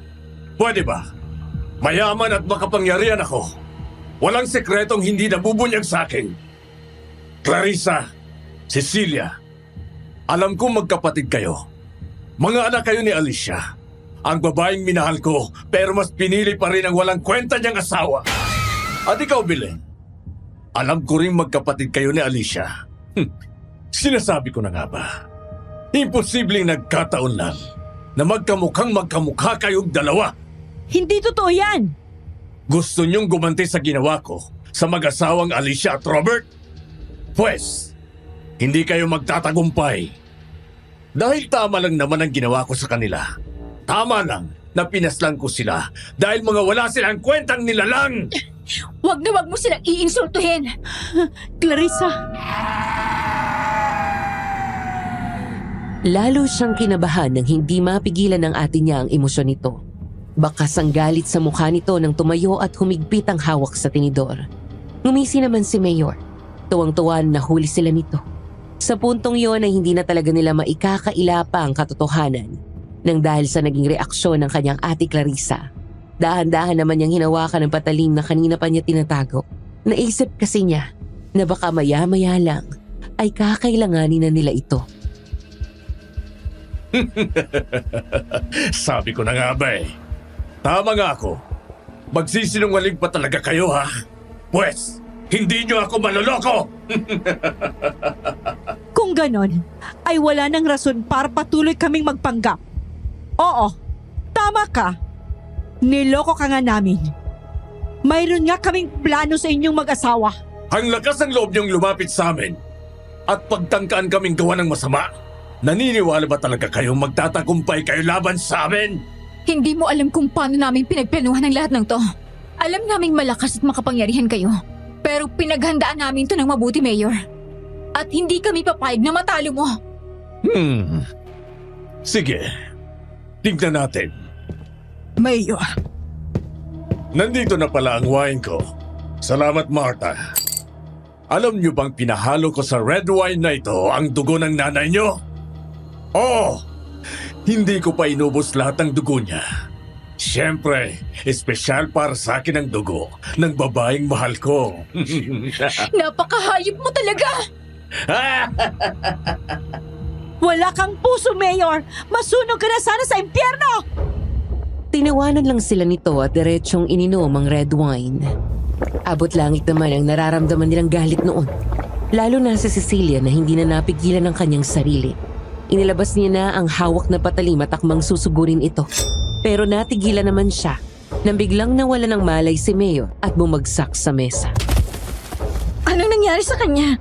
Bakit siya biglang nawalan ng malay? hindi dugo ng nanay niyo ang nasa red wine na yon. Ano? Pampatulog. Pinaluan ko ng pampatulog ang iniinom niyang red wine. Bakit? Akala ko... Nakakampi nila akong mag-asawa? Hindi. Pinaniwala ko lang sila at ang lahat. Natapat ako sa mga amo natin. Pero ang totoo, matagal na rin akong may pinaplano sa kanila.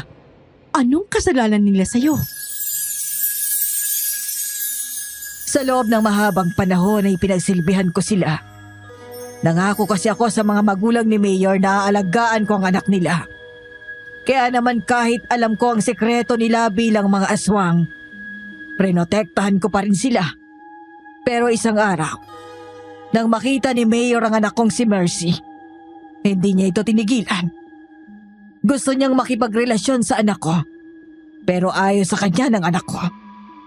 Pinagbintangan siya ni Madam Savannah na inaakit si Mayor, kahit na hindi naman totoo. Hanggang sa isang araw, natagpuan na lang ng mga tao ang bangkay ng anak ko sa isang bakanteng lote. Sigurado akong pinaslang siya ng Savannah na yun. Hindi ko sila pinagbintagan. Hindi ko ipinakita sa kanila kung gaano ako kagalit. Sa halip ay tahimik naming plinano ng asawa ko ang aming paghihigante. Alam namin kung gaano sila kahirap kalabanin. Bukod sa pareho na kaming matanda ng asawa kong si Doming. Mayaman at makapangyarihan din ang mag-asawang gusto naming kalabanin. Kaya naman umabot ng ilang taon ang pagsasagawa namin ng plano.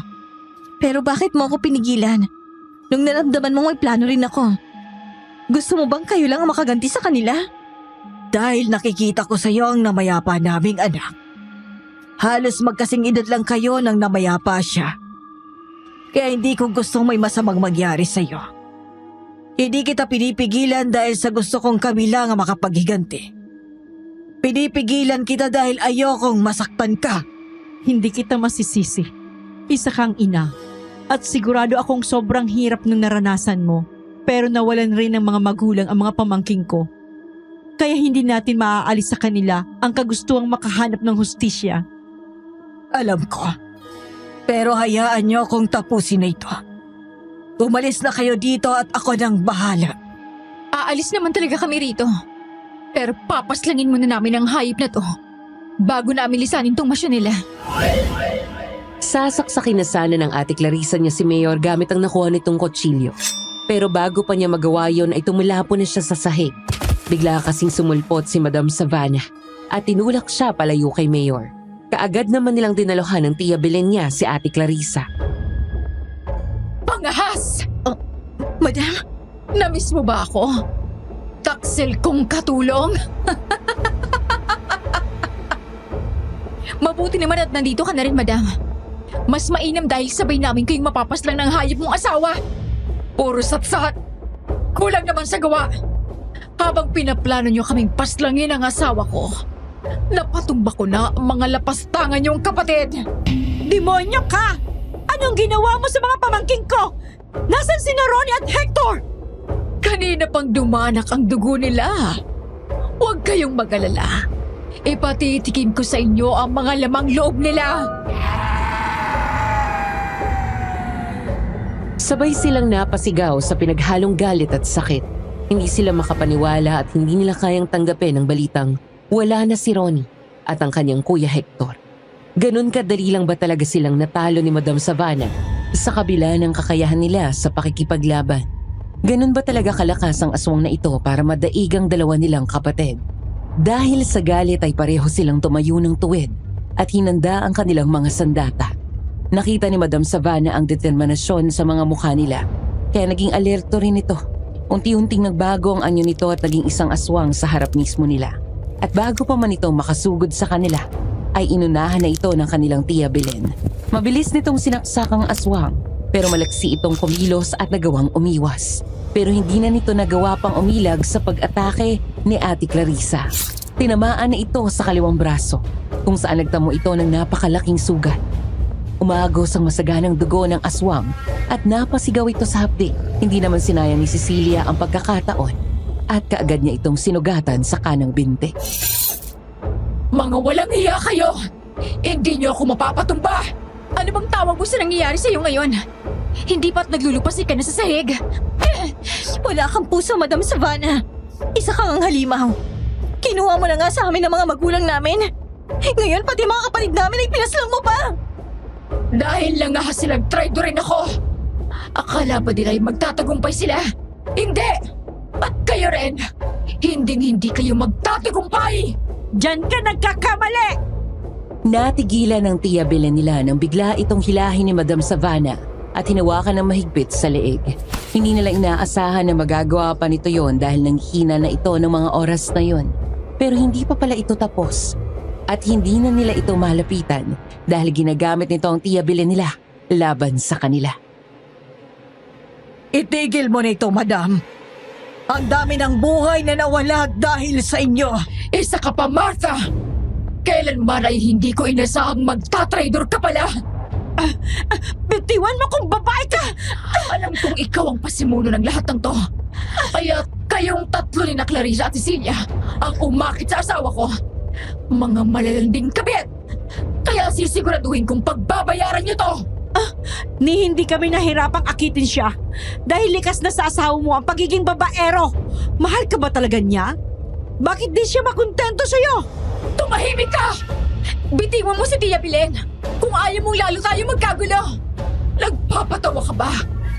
Ako ang may alas dito, kaya hindi kayo may karapatang magbanta! Ako lang! Hindi mo siya masasaktan. Kahit mapaslang mo man ako, hindi ka pa rin makakaligtas sa gabing to. Marami silang magpapatumba sa'yo. Tila lalo itong nagalit sa sinabi ni Tia Belen. Para kasing nahamon ito ng dahil doon. Kaya naman umakma itong kakalmutin ng tiyahin nila gamit ang mahaba nitong kuko. Pero hindi yan natuloy nang biglang may pumana dito. Tinamaan ito sa kanang balikat. Dahilan para mabitawan nito si Tia Belen. Napasigaw naman ito sa sakit at gumulong sa sahig. Domeng, nandito ka na sa wakas.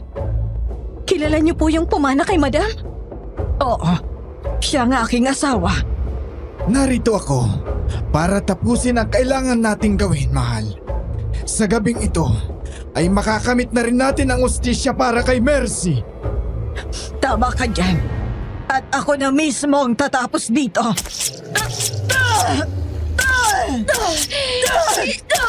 Hindi!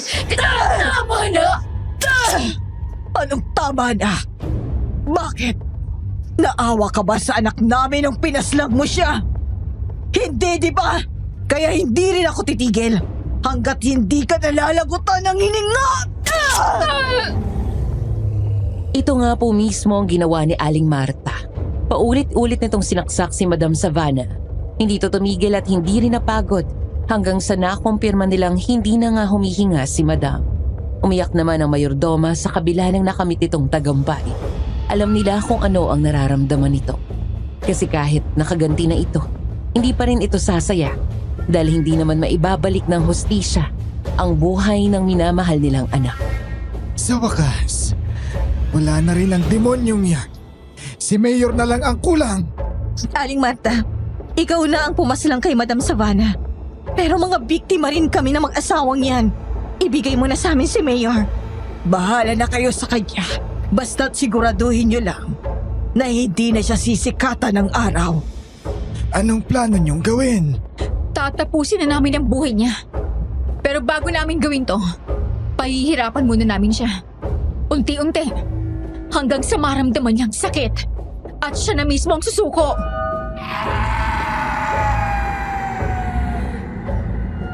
Ang plano nila ay itali si Mayor sa loob mismo ng sikretong kwarto sa mansyon. Doon nila ito papaslangin sa kapilya kung saan sinasamba ng mag-asawa ang demonyo. Pero bago pa nila magawang lapitan si Mayor, ay natigilan sila nang biglang dumating sina Ronnie at Hector. Kitang-kita sa mukha ng mga ito ang pagod, pero mabilis pa rin silang niyakap. Napaiyak na lang sila sa sobrang tuwa, para silang nabunutan ng malaking tinik sa dibdib. Pagkarating namin sa rest house, ay naramdaman ko na kagad na may masamang balak si Madam Savannah sa akin. Pero hindi ko pinahalata sa kanya na kinakabahan ako. Hanggang sa nagbago siya ng anyo sa harapan ko. Nakita ko kung paano siya naging aswang. Sinubukan niya akong atakihin, pero nilabanan ko siya sa abot ng aking makakaya. Buti na lang at dumating si Kuya. At nang maramdaman ni Madam Savannah na wala na siyang laban, bigla siyang tumakbo. Alam kaagad namin na babalik siya dito sa mansyon, kaya kumilos kami kaagad para sundan siya at tulungan kayo. Yun mismo ang eksenang naabutan ko pagkarating ko sa resort. Sinubukang lumaban ng bunso natin, pero sadyang mas malakas sa kanya ang aswang. Alam ko naman sa ating magkakapatid, ako yung pinakamahina, kaya natakot ako para sa sarili ko. Naramdaman ko kasi na anumang oras ay mapapaslang niya ako. Mabuti na lang dumating si Kuya Hector. Huwag mong sabihin yan. Hindi ka mahina. Walang mahina sa atin. Pareho tayong sinubok ng panahon. Pero kita mo naman, narito pa rin tayo hanggang ngayon at patuloy na lumalaban. Tama si Ate Clarissa. At huwag kang mag-alala, Ronnie. Wala na si Madam Savannah. Unti-unti na nating nakukuha ang hustisya para sa mga magulang natin. Ngayon ay si Mayor naman ang isusunod natin. Kaya huwag na tayo magsayang ng oras. Iahanda ko ng kapilya. Buhatin nyo na si Mayor papunta doon. Ako na ang bahalang magdala ng bangkay ni Madam Savannah doon. Maraming salamat po sa tulong niyo. Hindi lang namin ito ginagawa para tumulong sa inyo. Ginagawa rin namin ito para mabigyan ng hustisya ang pagkasawi niya. Alam namin. Kaya magtulungan tayo para mabigyan ng hustisya ang mga mahal natin sa buhay. Pinagtulungan nilang buhating ng wala pa ring malay na mayor papunta sa sikretong kapilya ng mansyon. Nang makapasok sila sa silid na yon ay sinalubong kaagad sila ng kakaibang kilabot. Pero hindi sila nagpadala sa kanilang takot. Kaagad namang sinindihan ni na Tia Belen at Aling Marta ang mga kandila doon upang magkaroon sila ng liwanag. Napatingin si Cecilia sa malaking ribulto ng demonyo at nilukob na naman ng takot ang kanyang puso. Huminga naman siya ng malalim at pinaalala sa kanyang sarili na mas malakas pa rin ang Panginoon laban sa kahit anong puwersa ng kadaliman. Iginapos na nila si Mayor sa harap mismo ng demonyo. Pumasok na rin si Mang Doming dala ang bangkay ni Madam Savannah. May nilabas rin itong holy water mula sa bulsa nito. Ilang saglit lang ay sinabuyan na nito ng sagradong tubig ang paligid ng kapilya. Kinalabutan naman sila nang makitang umuusok ang mga haligi at pader. Nagpadaysin din rin ang mga ilaw ng kandila na tila ba tumututol sa ginagawa ni Mang Dome. Hindi nagtagal ay bumalik na ang kamalayan ni Mayor Federico at nanlilisik ang mga mata nito habang sinusubukang kumawala.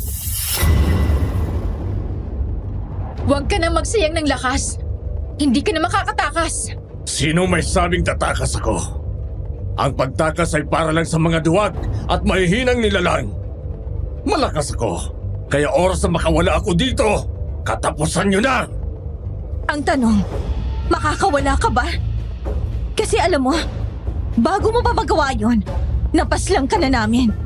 Bago mo pa maisip na saktan kami, nasusunog ng kaluluwa mo sa impyerno! Huwag kang magpakakampante! Hindi niyo pa ako lubusang kilala. At mas lalong hindi niyo alam kung anong kaya kong gawin sa tulong ng aking Panginoong Diablo. Tignan natin kung hanggang saan ka kayang tulungan ng sinasamba mong Diyos ng kadiliman. May isasalba nga ba niya ng buhay mo? Nasa bingit ka na nga ng kamatayan. Napakasama mo pa rin. Hindi mo pa rin kayang tanggapin ang mga pagkakamali mo. Kaya tama lang na pagbayaran mo ang mga kasalanan mo. Isa ka pa! Pinaniwala mo kami na tapat ka sa aming pamilya. Pero lihim mo na pala kaming sinisira. Wala kang karapatang magalit sa akin pagkatapos ng ginawa niyo sa anak ko. Kasalanan niyo ng anak niyo. Malandi kasi siya. Alam na nga niyang may asawa na ako. Inakit niya pa rin ako. Huwag na huwag mong pagbibintangan ng anak namin. Kilala namin siya at alam naming pinalaki namin siya ng maayos. Hindi kanya inaakit kailanman. Pero ikaw, pinagsiksikan mo ang sarili mo sa kanya. At ang magaling mong asawa, imbes na magalit sa'yo, mas pinili niyang itoon ang galit niya sa anak ko. Pinaslang niya nang walang pagdadalawang isip ang kaisa-isa naming anak. Kagaya rin ito sa ginawa mo sa mga magulang namin. Pinagpilitan mo ang sarili mo kay nanay. Hindi mo matanggap na mahal niya si tatay. At hindi niya ito magagawang iwan para sa isang halimo na tulad mo. At dahil hindi ka nagtagumpay, pinaslang mo sila. Hindi mo inisip ang mga maiiwan nilang mahal sa buhay. Kasuklam-suklam ang kasamaan yung dalawa. Nailabas na natin ang galit natin sa pamamagitan ng salita. Ngayon, panahon naman para iparamdam natin sa kanya ang galit natin sa ibang paraan. Anong gagawin niyo? Pagmasdan mo ang ulo ng namayapa mong asawa.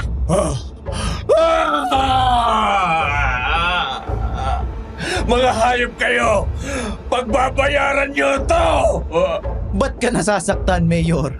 Akala ko ba wala ka nang nararamdamang pagmamahal sa asawa mo? Kaya nga maraming beses mo siyang pinagtaksilan, di ba?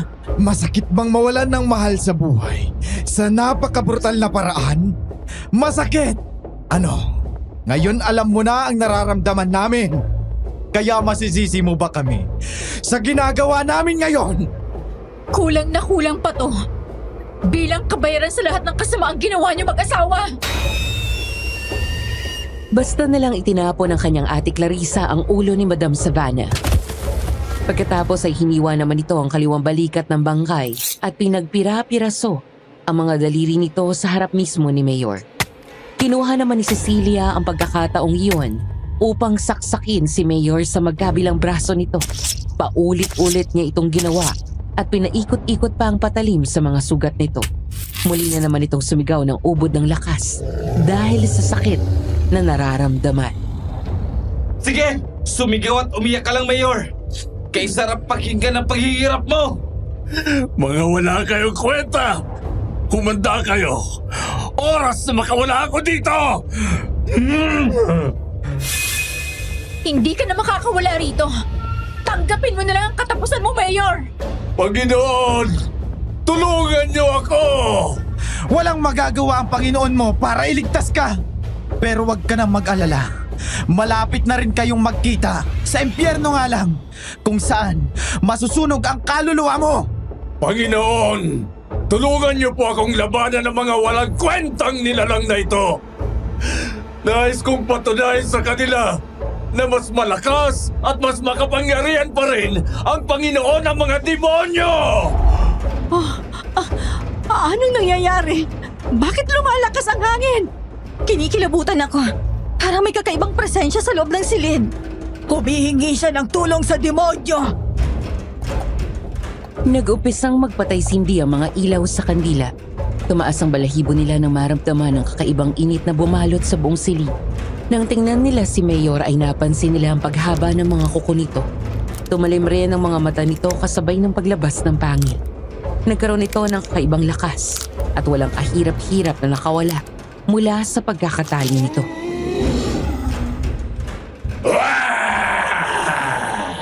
Humanda kayo sa aking pagkiganti! Nakawala si Mayor. Maghanda kayo. Lalabanan natin siya. Tingnan natin kung kaya nyo, mga hagal! Hindi kami umabot sa puntong to para magpatalo sa isang halimaw na tulad mo. Kaya ikaw ang humanda! Hindi nag-aaksaya ng oras ang aswang at mabilis silang sinugod. Pero kaagad namang kumilos ang magkapatid. Sinalubong nila agad ang pagsalakay nito. Pero dahil maliksing kumilos ang aswang, ay nagawa nitong iwasan ang mga sandata nila.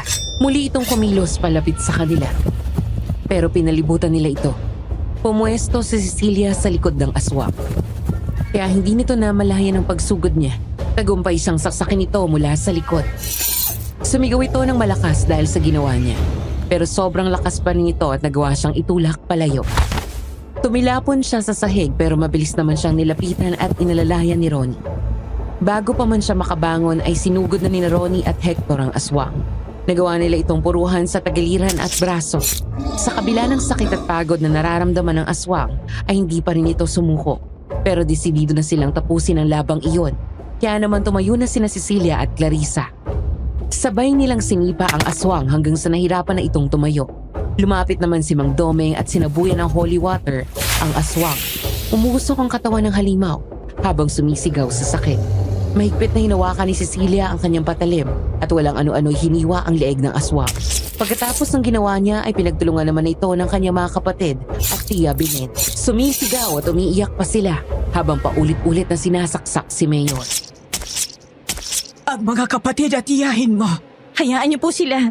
Kailangan nilang ilabas ang galit nila. Sa wakas, ay nakamit na rin natin ang hustisya.